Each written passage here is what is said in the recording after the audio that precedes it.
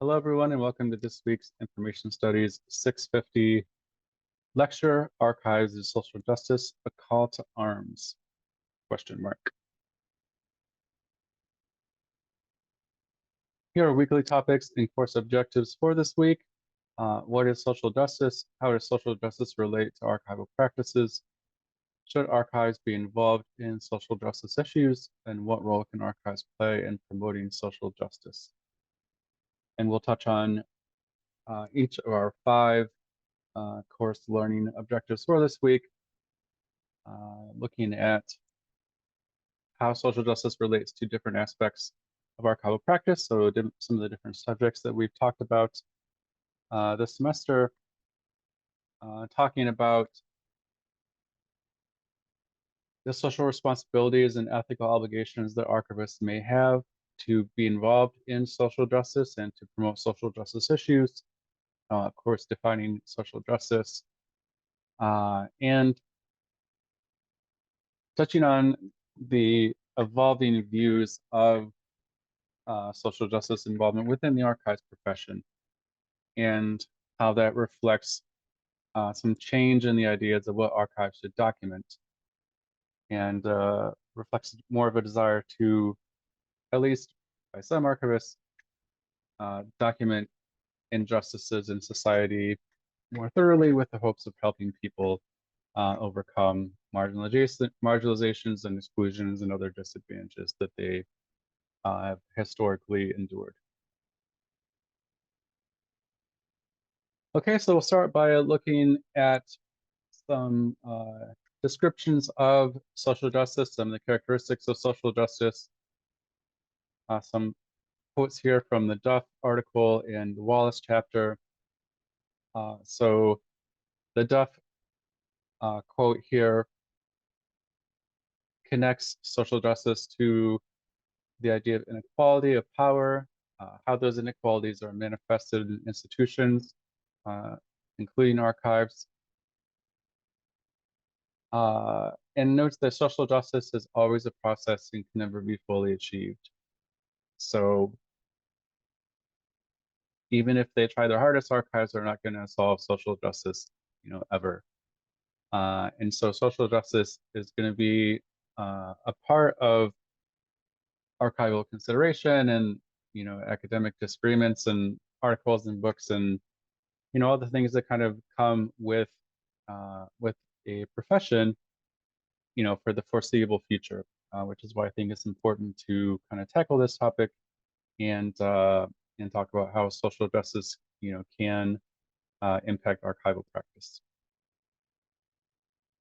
The second Wallace quote talks about how social justice may be thwarted by unquestioned norms, habit symbols, and institutional rules, normal processes of everyday life, where oppressions are systematically reproduced. And, archives are guilty of this in a lot of ways, of just kind of going along a path and not really questioning why we do things the way that we're doing them and how the ways that archives have operated can potentially lead to social injustice. And we'll talk more about that later on in this lecture.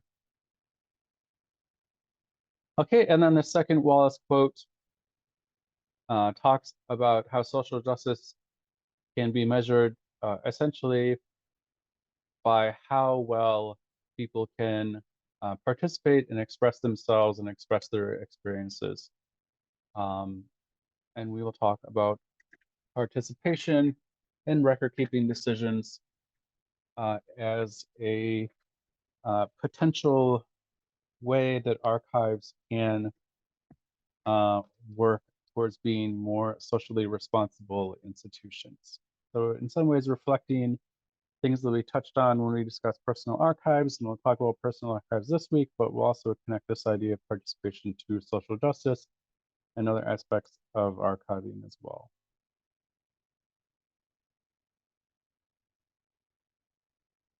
Okay, so looking a little bit more at the nature of social justice, here are some things that social justice strives towards and against. So full human recognition, fair and just distribution or redistribution, so power of benefits, of resources, and so on. full and equal participation, so in things like political processes, decision-making, education, and so on. An acknowledgement and remedy of historical inequalities with specific measures. And so we'll talk about some of the specific ways that archives can contribute to social justice and can strive towards this type of remedy. And social justice strives against dominance and systemic inequities and disrespect, marginalization, exclusion, and non-recognition.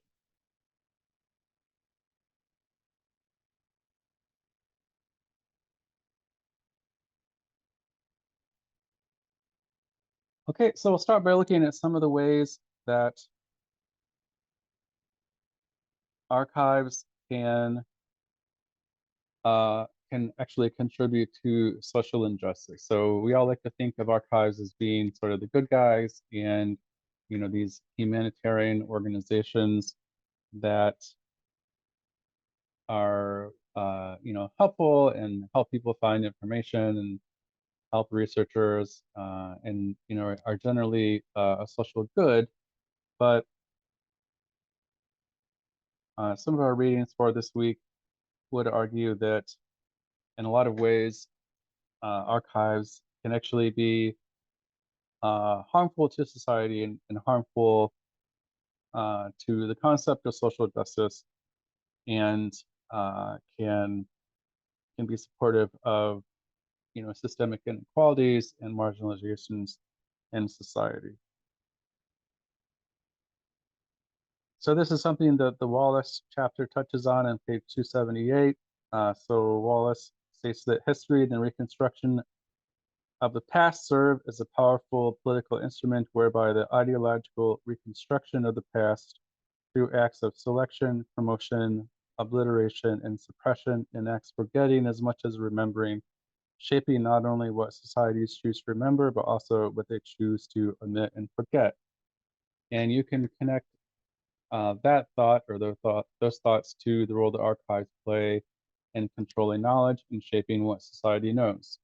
So if things are left out of archives because of selection decisions archives make, or things are in archives but they're not promoted by archives, so no one uses them, then that can shape what society knows in a certain way. It can control the knowledge that society has, and it can lead to things being forgotten, and that things that are being forgotten can result in certain people within society being marginalized and excluded from history, from social memory, and that can have negative impacts on a community or a person's well-being.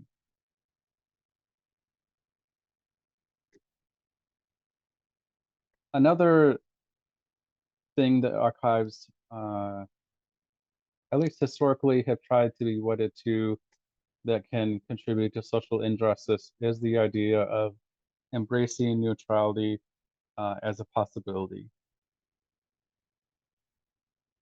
So this idea that archives are just kind of neutral, objective arbitrators, and we don't really have any role in controlling knowledge or shaping what society knows. And hopefully by now you've gotten from this class that is not true, and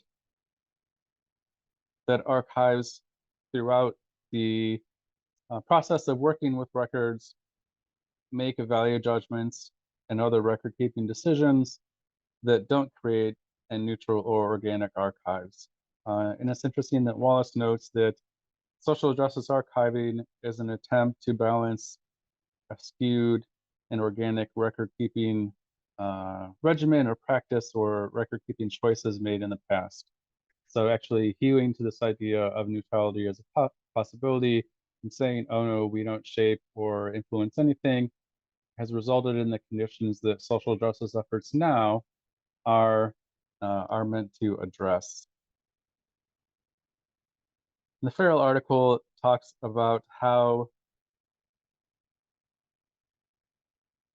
archives really should be interested in wielding considerable power and influence, and rather than taking this sort of passive approach as neutral guardians, archives need to recognize that the decisions they make have a role to play with regard to facilitating or inhibiting abuse of human rights, with the potential to affect existing power relationships, expose abuses, and facilitate justice, accountability, and transparency. So only by sort of shedding this idea of neutrality as a possibility can archives support social justice. And by sort of saying that's not something that we want to do or should do, archives are reinforcing a lot of the inequalities that we see in society. Now, what's interesting to note is if they're done well, these first two ways that archives can contribute to social injustice can contribute to social justice. So if archives control knowledge or shape what society knows in a way that results in people not being disempowered in the first place, or people that have been marginalized in the past um, being empowered, being represented in history, being understood, correctly, then that can help social justice efforts. But there are some things that need to take place for that to happen. So in week one, the Gold article talked about how it's kind of taboo for archives to be seen as gatekeepers. But Gold also saw a lot of value in that role, because if we can sort of help people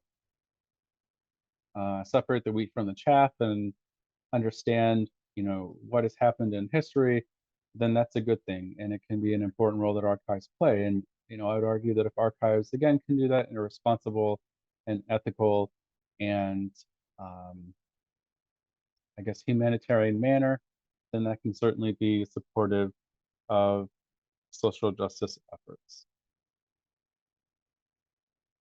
So some other things that can be supportive of social justice efforts are a couple of things that we've already talked about in class, and one that we have touched on but haven't talked about more, but we'll talk more about today. So the first one is working with donors. All throughout this class, we've talked about the value of working with donors to make sure that we understand the content and context of records, to encourage people who create records and people who take care of records to maintain their records in a particular way, that they save records which may have historical value or value to society, and that we don't wait for records to come in, 20 or 30 years after they've been created before we start trying to piece things together and figure out, exactly what a record is or how a record was used. And working with donors can be a really important step towards archival contributions to social justice, because it can result in the existence and availability of accurate and reliable records for accountability. And this is something that the Farrell article touches on. So if archives aren't working with donors and we are bringing collections to archives that are of poor quality, and no one really has much of an understanding of what they are, what they mean, then that's going to limit the ability of collections and people within society using these collections to hold those in power accountable for their actions. And it's going to be difficult for those collections to be valuable tools to fight for social justice. The Robinson Sweet article talks about how archivists may work with donors to uncover records with social justice potential. So that's certainly, another valuable insight. So, we may not know what's out there, and we may have to work with donors to get more of an understanding of different social justice issues and records that may be out there that can support social justice causes. And again, if we're not working with donors to try and find this information out, then it's going to undermine the ability of archives and of archival collections to support social justice causes.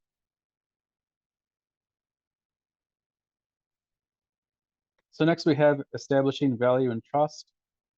If people don't understand what archives are, if they don't trust archives, they may not be willing to donate records related to social justice causes to archives. They may feel like they might be placed in danger, or they may be sort of marginalized and excluded more than they already are.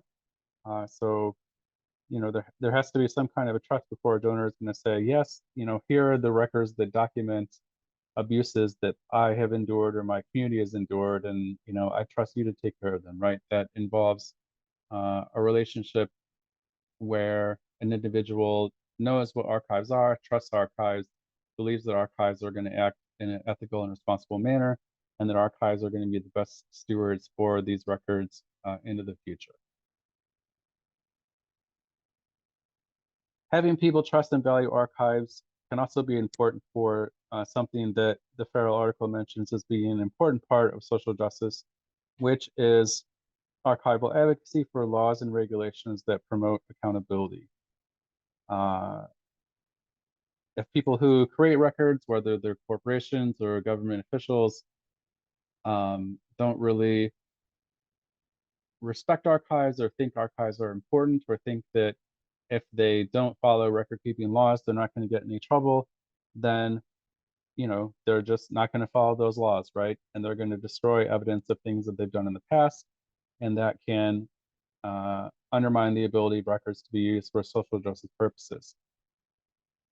If archives aren't seen as credible or valuable members of society, then their efforts to advocate for laws that actually have teeth and will actually result in people getting in trouble if they violate these laws is going to be undermined.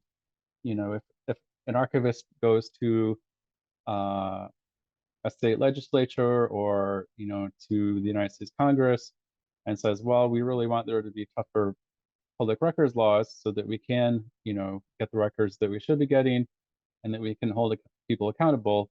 If people just kind of laugh and say, oh, those archivists, who cares what they want, then that's going to negatively impact the ability of archives to collect records that can be used for social justice purposes. And it's going to be difficult to hold people in power accountable for their actions, because the evidence of things that they've done may no longer exist. This next one is very important as well: effective access. If you have all the records related to social justice causes in the world, all this information that can hold people accountable, but for whatever reason, no one can access it, maybe they're in a collection that isn't going to be processed for 10 years. Maybe someone has to fly to Laramie, Wyoming to access these records, and, it's expensive, and, people probably aren't clamoring to go to Laramie, Wyoming. Then that's going to undermine the general usability of these records. And so we've talked about a lot of different ways in which the accessibility of records can be improved throughout the semester, right? So either by having arrangement inscription that is detailed and specific, by having records be placed online for easier access, as opposed to just being, only viewable in a reading room, whether it's through having records preserved carefully so that they remain accessible into the future, whether it's records that are easily able for reference staff to work with. All these different factors can contribute to the accessibility of records. And if records are not accessible because archives have made certain choices, during a record's existence, then that's going to undermine the ability for these records to be used in social justice, used for social justice purposes.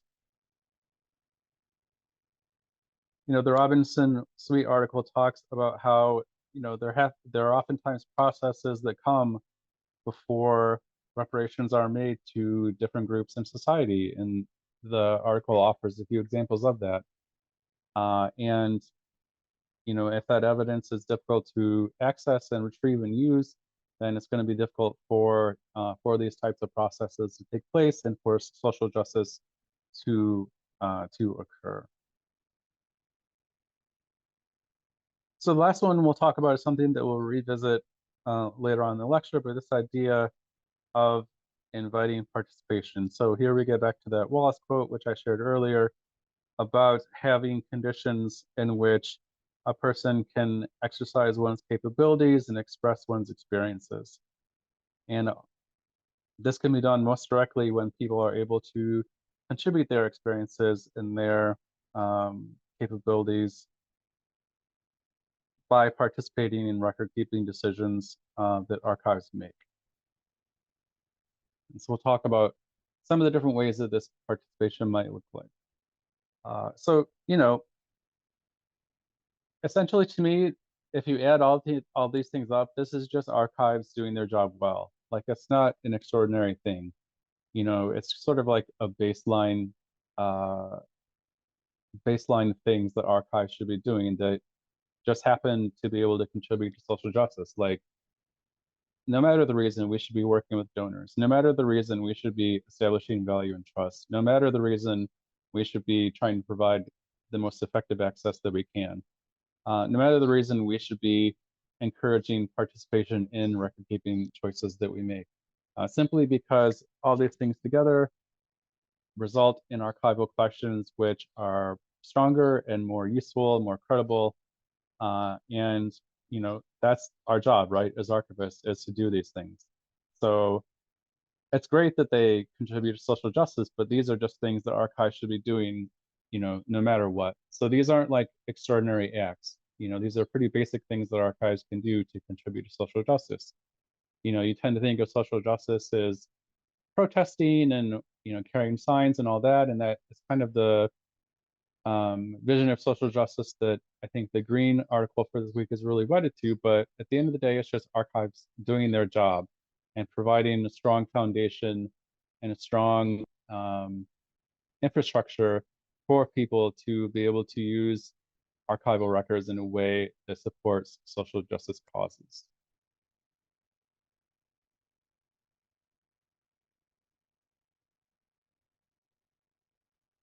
So looking more specifically at what archives can do, these are things that the Duff article lists.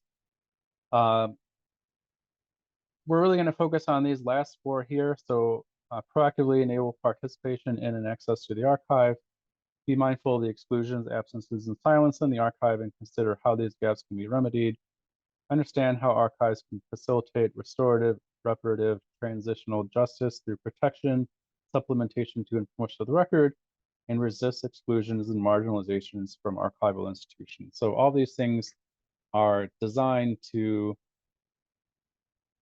empower people, to reduce the marginalization of people in society. And these are specific steps that archives can take.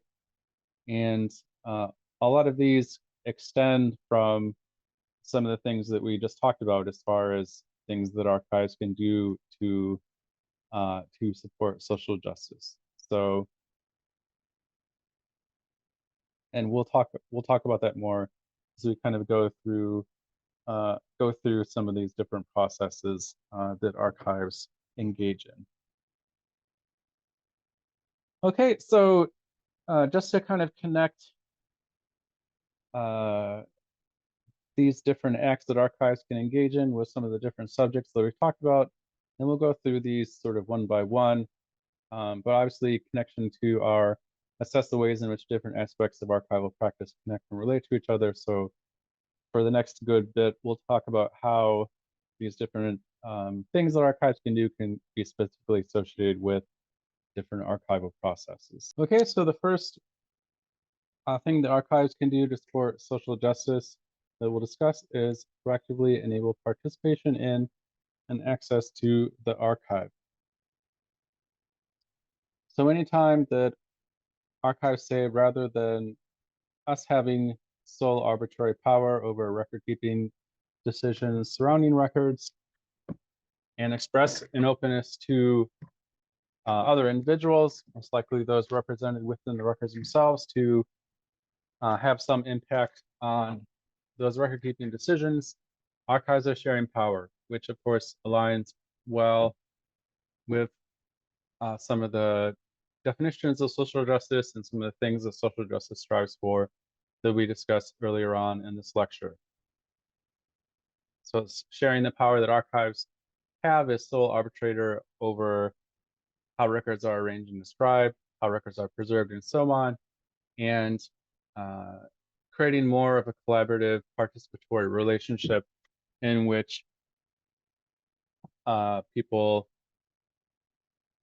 again, typically those represented in records, are allowed to encouraged to be involved in these processes, and ideally in a deep and meaningful way, and not just kind of very sort of symbolic and shallow participation. We can relate this to the idea of cultural hospitality, which is something that the Farrell talks about. So this openness to alternative views and perspectives and archival work in a way respectful of cultures. So, and maybe the cultures use language to describe themselves that archives may not be aware of. And maybe the cultures have different ideas about how records should be preserved that archives aren't aware of. So if they are encouraged in these practices, then again that can create this aura of cultural hospitality, and again result in power sharing between archives and those represented within archival records. So I touched on this, but we will look at arrangement and description. So when archives arrange and describe records, we're essentially creating the context in which these records are understood. So by how we arrange records, by how we describe records within collections, by how we describe the people who created those records or the people who are represented in those records, and that can have a strong impact on how these records are viewed by people accessing them, and it can shape the conclusions that they come from these records. So we've talked about this before, and obviously this is a pretty powerful thing to do, right? To say, you know, this is what this person is, this is, you know, what they did, this is the history of this event or this community. And if this is intentionally or unintentionally done in a way that harms the community or marginalizes the community or harms a person, then that's a social injustice, right? It's archives using power to, again, it may be done unintentionally to, you know, marginalize and exclude people and harm them. And so obviously including people in the descriptions and the arrangements that archives make of archival records in ways which might be more culturally sensitive, might be more accurate, can result in communities and individuals being represented in a way which is more positive, which is disempowering, or which is empowering instead of disempowering, and can certainly be supportive of social justice issues.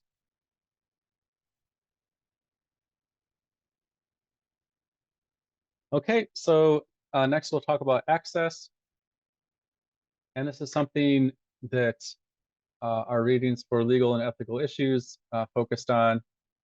You know, rather than archives making sole decisions about what information should be private or which information should be placed online for everyone to see, it's really beneficial for archives to have conversations with individuals represented in those records, communities represented in those records, to make sure that access is done in a way which is, you know, culturally sensitive and supportive, instead of, again, being kind of a marginalizing and disempowering experience that communities and people have to go through.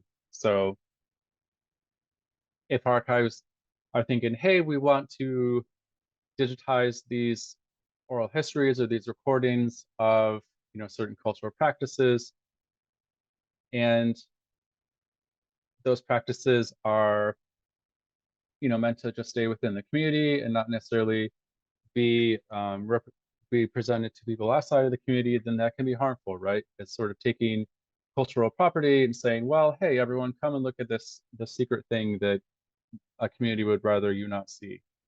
And again, it may be intentional, it may be unintentional, but inviting community members to have conversations about how culturally sensitive materials should be accessed is certainly a thing that archives can do that is supportive of some of the goals of social justice that we talked about. Okay, we'll also look at outreach.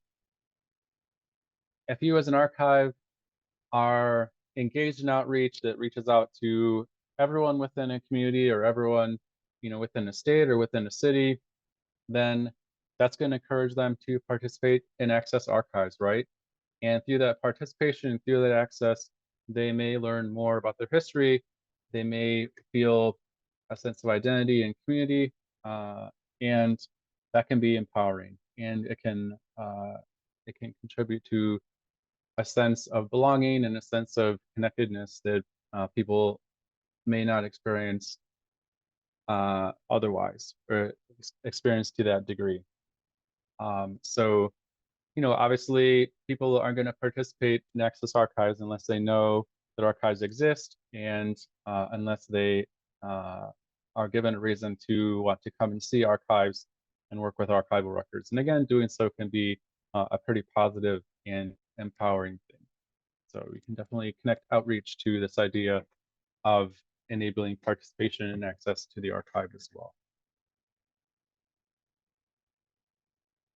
Okay, and then we'll touch on this idea of personal archives, which we've discussed before. So this idea of including people in record-keeping decisions surrounding records that may be in organizational archives, but have ties to a person or to a person's experience, and how if people have no control over records that are in, quote unquote, organizational archives, then that can be harmful as well. And so that's something that the Farrell article talks about, discussing a shift in perception of who should make decisions over retention, description, and access of records in which individuals are represented. And this idea of a shared stewardship approach in which institutions are answerable to those represented in records and their families. So again, this overall emphasis on participatory record keeping and an adoption of new approaches to acquisition, appraisal, and description that reflect this emphasis on participatory archiving. And sort of saying, no, there's not this dichotomy that what is quote unquote organizational may be personal, and people represented in these quote unquote organizational records should really have some say in how these records are maintained and accessed over time. Okay, so the next way in which archives can support social justice is by being mindful of the exclusions, absences, and silences in the archives and consider how these gaps can be remedied. We can make a pretty clear connection between this and archival appraisal. So if archives have an awareness of what they're collecting and how representative what they're collecting is of the community around them, maybe they aren't aware of different exclusions and absences and silences within their archives, then sort of being more thoughtful about this can lead them to make appraisal decisions that try and address some of these silences and try and address some of these gaps. And you can look at this from a multi-institutional perspective as well. Maybe having archives in a different region, working together to make sure that specific communities within, a state or a city are preserved in one archives or another, right? Maybe not necessarily in every archive, but that there is a representative amount of records related to all the different communities within, a state or a city represented in one archive or another. So, just going through the process of thinking, what are we collecting? Why are we collecting it? Sort of what are we missing? And just being mindful of appraisal decisions that can be made in the future that can address some of these silences and gaps, which can not only lead to social injustices occurring in the future, but can make it more difficult for people who have experienced social injustice in the past to be able to uh, sort of prove their case and demonstrate what happened to them.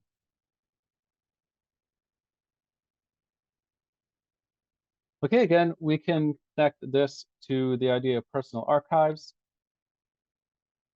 If people have specific views about what is or isn't personal archives, then that can result in silences and gaps within archival custody. If archivists have prejudice for whatever reason against archives which are of more of a personal nature, they're not evidentiary enough, they aren't um, objective, they have these different things in them which we don't normally carry, like pins or clothes or pamphlets or things like that. Those kind of prejudices can result in silences and absences in archives because different people communicate their experiences in different ways. And if you say these records, which are of a more personal nature, don't belong in archives, they're not archival, then that can result in silences and gaps in archives. So again, it's important to be mindful of what you consider to be archival and whether or not those choices that you make are going to result in gaps in archives in the future.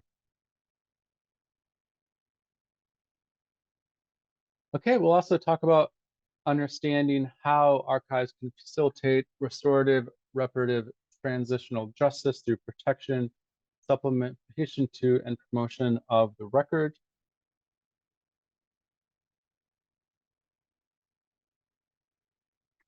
We can relate this to a turn, and this is something from the Wallace chapter, a turn towards memory is a feature of social justice, which emphasizes unforgetting in order to ensure that the oppressed and dominated are not written out of history. So attempting to take silences and gaps that have occurred in the past and find ways to supplement existing records, maybe promote records that are currently in the archive so more people know about them, more people will use them, and just overall protect records so that they're available to researchers in the future. The Robinson Sweet article talks about how oftentimes archives are intermediaries between the power of their holdings and the power of their state, and they can have a strong role in supporting things like reparations. And the Robinson Sweet article, I think, argues pretty forcefully that archives have an ethical obligation to to activate archives in support of reparative justice. And we can make some interesting connections between this idea of archives activating records in support of social justice, in support of reparative justice, to the Keteler article that we read from week 2. So the article that focused on activations and records that were created by a state or an organization that document injustices weren't created so that people could use them for accountability in the future, right? They were used to sort of show what happened, and that was kind of the beginning and the end of it. And, in fact, oftentimes states and organizations don't want those records to exist at all, let alone for them to be used to support social justice issues. So this idea of activating records and using them in a way that differs from why they were created, again, goes back to this idea of sort of the continual evolution of the meaning of records and of archives. And, you can sort of see that reflected in this call for archives to support reparative justice through the activation of records. And also to connect that to ideas of racial injustice, which is obviously a huge type of social injustice. The Robinson Sweet article talks about how in archives there are countless whispers, even shouts of racial injustice. These materials tell us of the victims and the perpetrators and allow us to chart the system of violence that continues to permeate our society. Elevating these voices and stories is one way we can move towards a more just archives and archives that fights for reparation. So again, using archival records to facilitate reparative justice and to help people that have been victimized in the past say, if this happened to me and because of that, I deserve some form of compensation, some form of support. And again, there are some examples of how that's taken place in the past in the Robinson Sweet article. Of course, we can connect this to the greater discussion of should archivists be the ones activating records for this purpose, and we'll touch on that later on. So yeah, it is an open question. Should archives be directly involved in facilitating reparative justice, at least in the form of, sort of actively protesting, or is that something that is maybe better served for other people to do? Again, we'll discuss that a little bit more later on in this lecture. Okay, so again, to focus on appraisal, what I think is the most important process that archives engage in, maybe outreach is right up there. But appraisal is sort of the ultimate form of protection for a record, right? If records end up in archives, they have more of a likelihood of surviving and being protected into the future, and hopefully used to support social justice and reparative justice and restorative justice. And appraisal also provides archives with an opportunity to supplement existing records, right? To say, we're going to focus on collecting these records because they're connected to this social injustice that happened in the past, and this is going to help people who were victims of something to present a more comprehensive picture of what happened to them. And it's going to allow them to have more evidence to make the case that they deserve some kind of restorative or reparative compensation.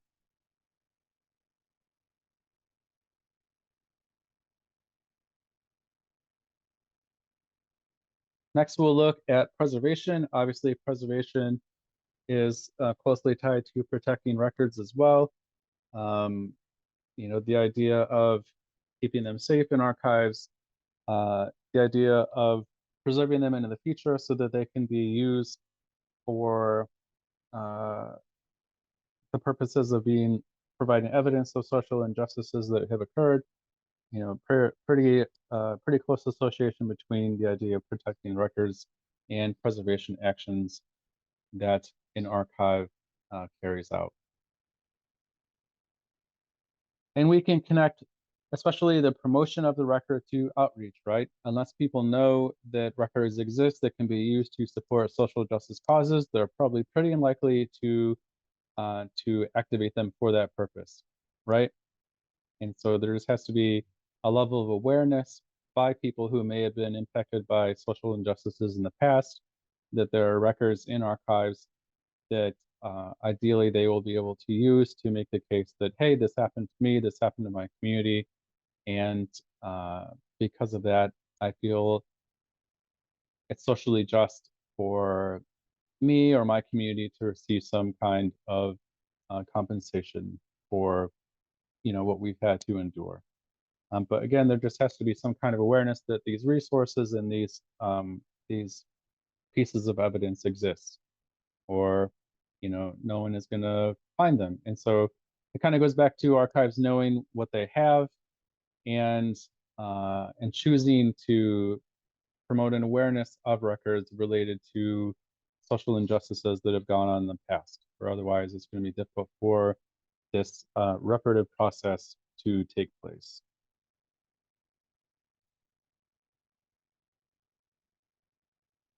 All right, and then last but not least, we will talk about resist exclusions and marginalizations from archival institutions. So again, looking at appraisal, what greater form of exclusion and marginalization is there than being told, directly or indirectly by archivists and by archives that your records are important, your community is important, they're not worthy of being brought into archives for continued care, right? That's sort of the ultimate kind of slap in the face that says, hey, sorry if you were more important, then we would invest resources in preserving these records, but you're really not. And so, you know, that's what appraisal essentially does, right? It says yes or no, and if communities keep hearing no, no, no, then it can definitely contribute to a sense of exclusion and marginalization that they are experiencing.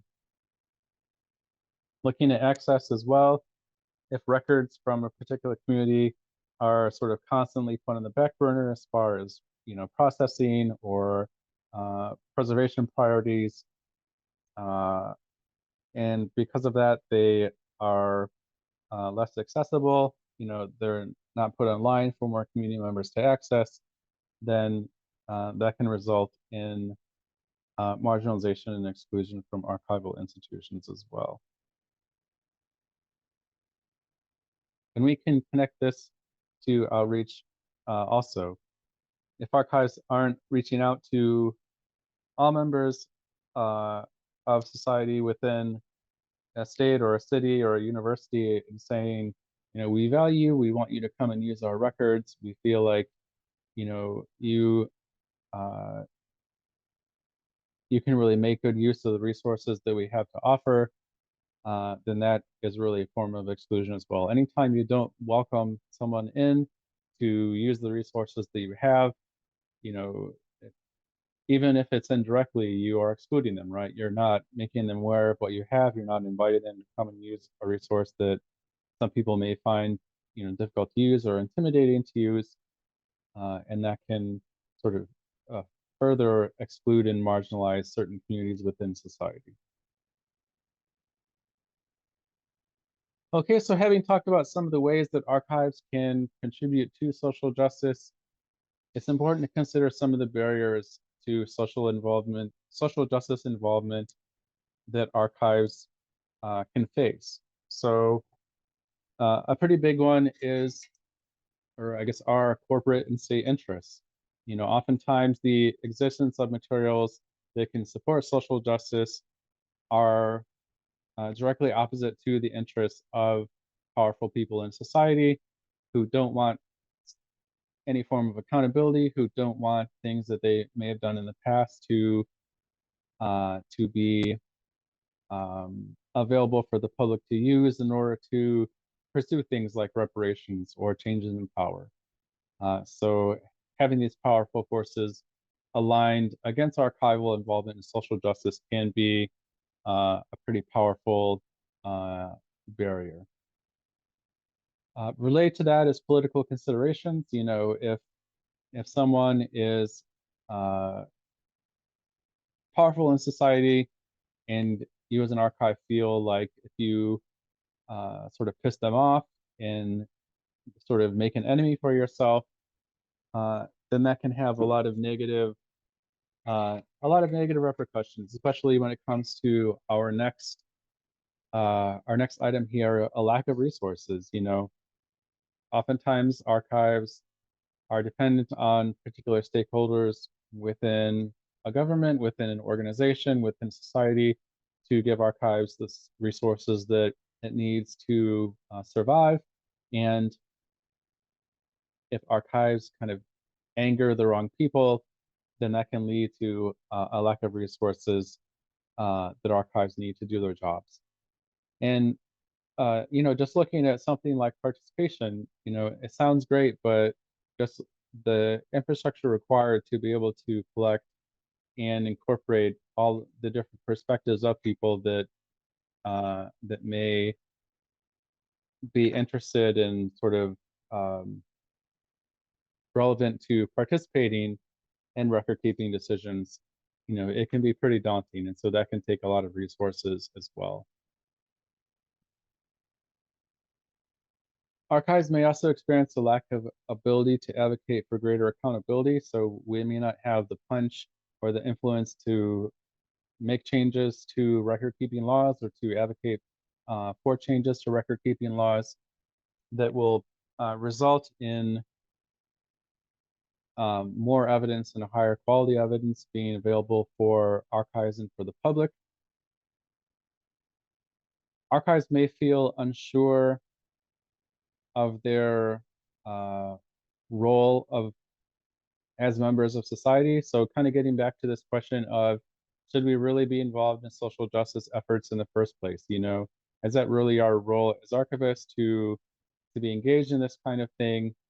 Or is it more of our role to just kind of be archivists and let other people be more proactive about pursuing social justice efforts? And again, this is something that the Green article touches on. It's something that parts of the Wallace article touches on. And it seems like, there have been advocates on both sides, and the sort of thoughts about archival involvement in social justice have kind of ping-ponged over time. I do feel like there's more of a sort of groundswell of support in the profession for involvement in social justice now than maybe there was even 10 or so years ago. But there are constantly going to be people on each side saying it's the right thing to do or no, it's not the right thing to do.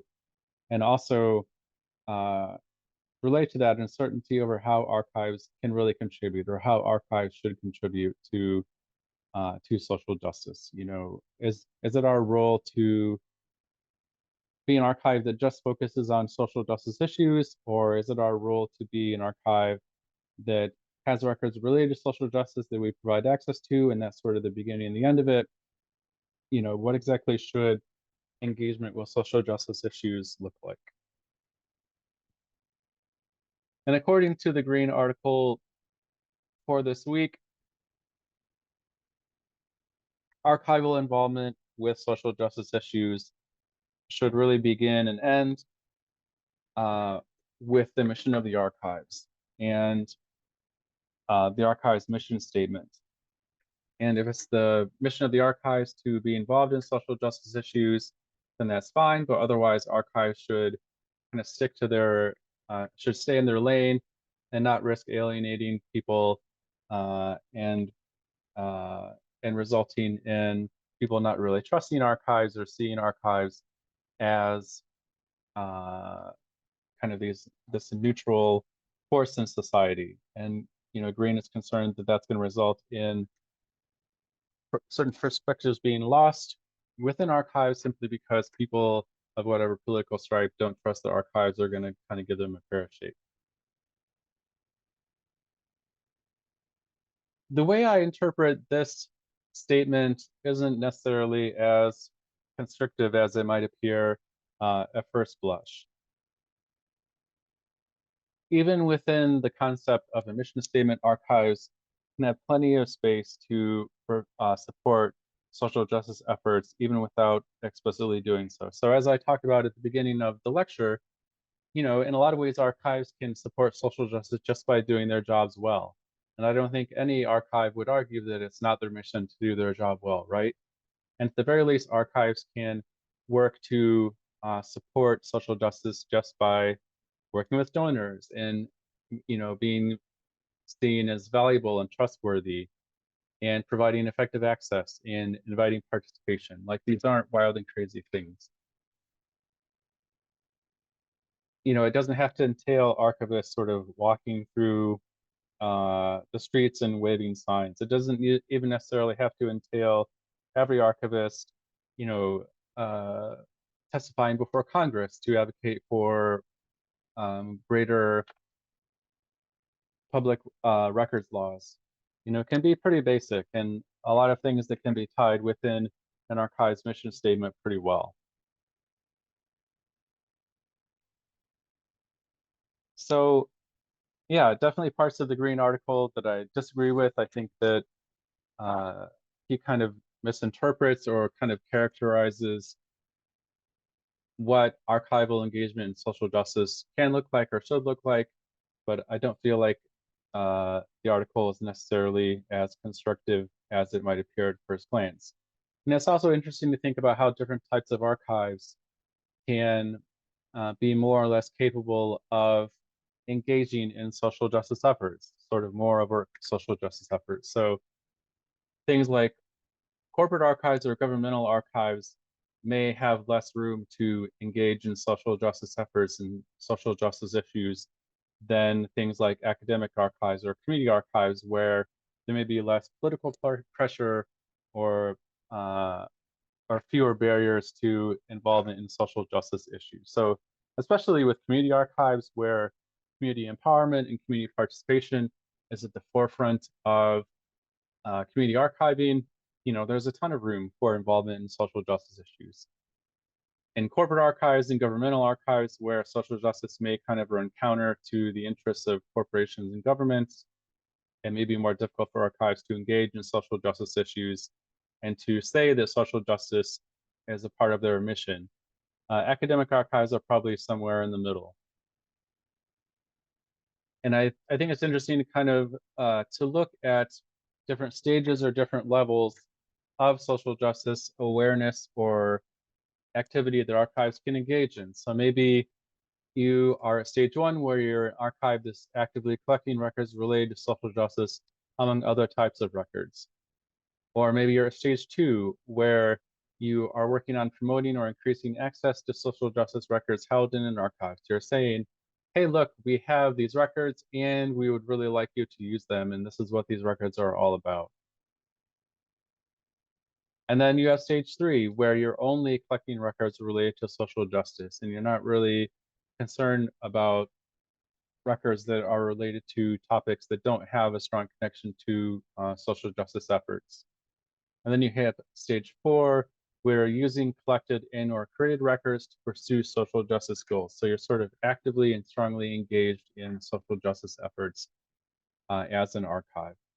So again, if you are a community archive, it's probably pretty safe for you to really pursue social justice and maybe be more in stage three or stage four. If you're an academic archive, maybe sort of politically and culturally, maybe stage two is what you're most likely going to be engaged in, because these other two stages might be kind of politically risky for you, especially in more conservative parts of the country. Maybe if you're like a women's college or a historically Black college or university, then you could be a little bit more active, but that's not always the case.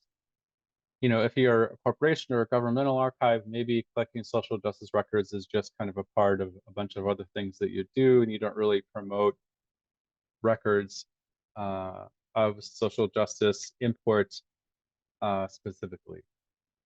So, to a certain degree, you can connect an archive's mission to more than just a very minimal involvement in social justice. And if you kind of be creative and flexible about why your archive was created and what it's meant to do, then there is more wiggle room than might appear in the Green article at first blush. And this is something that you'll explore more in your discussion posts for this week. Okay, so we'll wrap things up by talking about the different types of creation in archives and how they can affect social justice. So creation by the individual traditionally named as the creator, creation by custodians. Obviously, if people that create records or maintain records related to social justice choose to destroy them, then that's evidence that's lost and evidence that can't be used to support social justice efforts in the future. Creation by communities to which creators belong. If communities have experienced social injustice in the past, then they may see it in their interest to create some kind of archive or clearinghouse of records related to the social justice experiences that they have gone through, again, with the hopes of holding people accountable in the future. Obviously, creation by archivists, we talked about a few different ways which that might look like.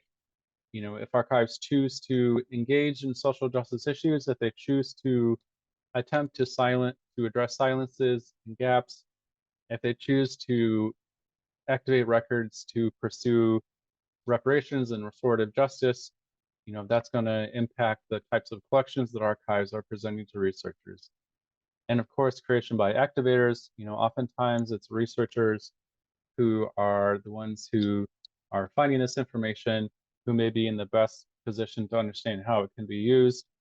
And, you know, that may result in shaping how archives promote their records and what archives collect in the future. So they can have a big creative impact as it relates to social justice as well.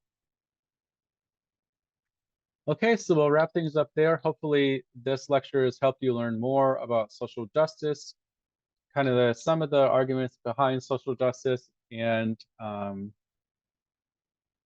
they can maybe be reconsidered as it relates to an archive's mission statement, and also how social justice can be related to some of the different processes that we've talked about. And it's contributed to your overall understanding of how archives can be both supportive and working against the idea of social justice and contributing to social justice in society. I know it's a big topic. It's a topic that a lot of people are interested in these days, so it's always valuable to consider how archives interact with a lot of the social justice efforts that maybe you've thought about in the past and that we certainly see in society today. So as always, take care and let me know if you have any questions.